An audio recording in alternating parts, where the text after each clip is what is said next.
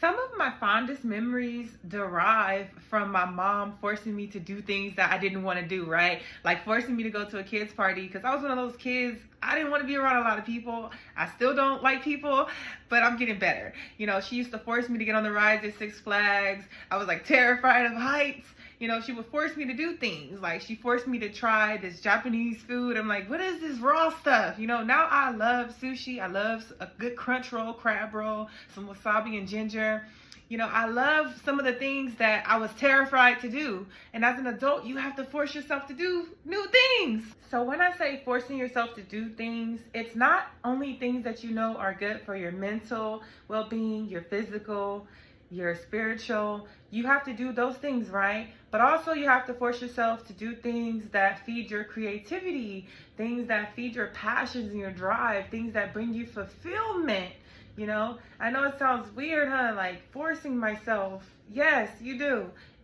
Just like your parents force you to eat your vegetables each and every day, you have to be mindful and force yourself to stay on track with your goals and what it is you want out of life, because no one else can do those things for you.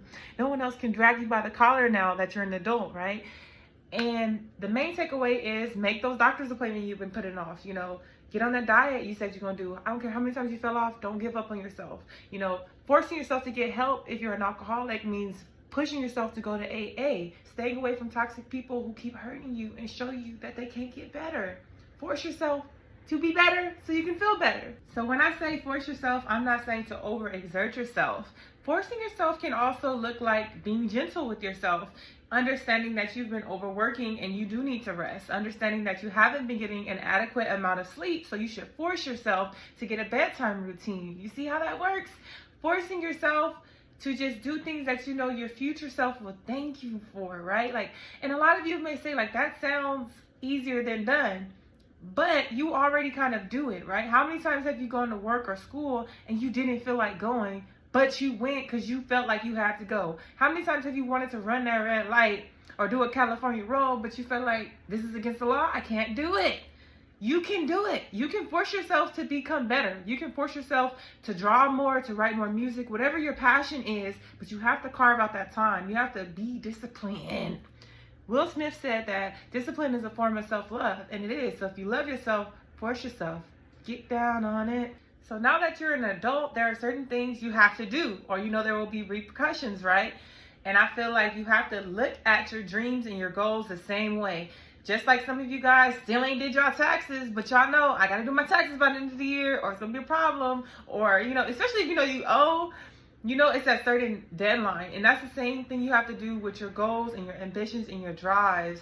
You know, you have to come up with a plan, hold yourself accountable, and you have to force yourself to get up on those days you don't feel like going. Those days you don't want to go to the gym, you still have to go. Those days when you're lonely and you want to reach out to your toxic ex who got that king ding-a-ling that you know is bad for you, you got to force yourself to just throw the phone. Don't throw the phone if you got phone insurance, but you have to just force yourself to stand on business. Just like you would with your kids, right? You make your kids do things that they don't want to do because you know it's good for them. You have to parent yourself. So let's talk about anxiety and depression when you're forcing yourself to do things. A lot of people will say, well, I'm depressed. I just can't.